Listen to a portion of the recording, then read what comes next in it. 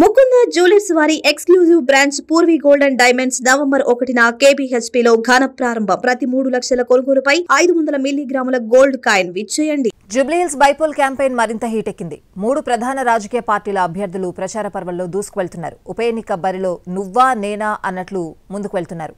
మాటల తూటాలు పేలుస్తూ ముగ్గురు అభ్యర్థులు గెలుపు కోసం సర్వశక్తులు ఒడ్డుతున్నారు. జూబ్లీహిల్స్ ఉప ఎన్నిక ప్రచారం జోరందుకుంది. పోలింగ్ సమయం దగ్గర పడుతున్న కొద్దీ అన్ని రాజకీయ పార్టీలు ఓటర్లను ఆకట్టుకునే ప్రయత్నం చేస్తున్నాయి. CM Revanth Reddy BRS, BJP target గా విమర్శలు గుప్పిస్తూ ప్రచార పర్వంలో ముందుకెళ్తున్నారు. 2 పార్టీలకు కౌంటర్ ఇచ్చారు.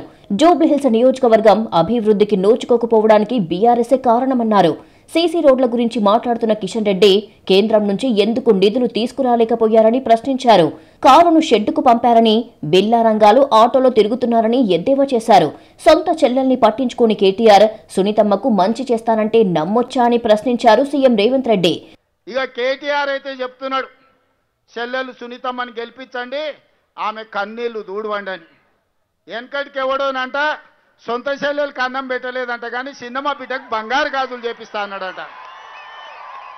ఓరి సన్నాసి, నీ తోడబిట్టిన చెల్లెలు, నీ సొంత చెల్లెలు ఆస్తి ఇవ్వాల్సి వస్తుందని ఇంట్లోకెళ్ళి బయటకు పంపించినవని ఇవాళ నీ సొంత చెల్లెలు మా పాలమూరు జిల్లాకు వచ్చి ఏడిసింది నిన్ననే. నీ సొంత చెల్లెల్నే చక్కగా చూసుకోక ఇంట్లోకెళ్ళి ఎలగొట్టిన దుర్మార్గుడివి.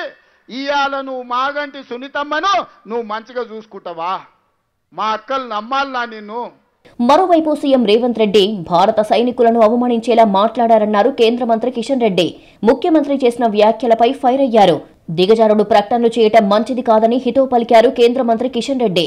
ఇక హైడ్రా పేరు మీద సీఎం రేవంత్ రెడ్డి బస్తీల మీదికి బుల్డోజర్లను పంపిస్తున్నారని మండిపడ్డారు కేటీఆర్. నిన్న మరి ముఖ్యమంత్రి గారు మాట్లాడుతూ చాలా దేశం గురించి మాట్లాడాడు. పాకిస్తాన్లో పేలినటువంటి బాంబులు జూబ్లీహిల్స్లో పేలుతాయని, ఇంత భారత సైనికుల పట్ల ఇంత అవమానకరంగా, ఇంత దిగజారుడు రాజకీయాలు, దిగజారుడు ప్రకటనలు, దిగజారుడు ఉపన్యాసాలు చేయడము ఒక ముఖ్యమంత్రి స్థాయి వ్యక్తికి మంచిది కాదు.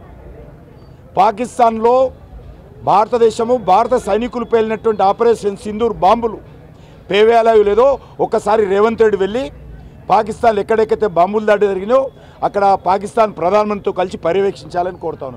ఇందిరమ్మ రాజ్యం అంటే ఇళ్లను కూలగొట్టడమేనా అంటూ ప్రశ్నించారాయన. బీఆర్ఎస్ హయాంలో జూబ్లీహిల్స్ నియోజకవర్గంలో 3,500 మందికి డబుల్ బెడ్రూమ్ ఇళ్లు ఇచ్చామని గుర్తు చేశారు కేటీఆర్. మొత్తానికి ప్రధాన రాజకీయ పార్టీల నేతలు జూబ్లీహిల్స్ ఉప ఎన్నిక ప్రచారాన్ని వేడెక్కించారు.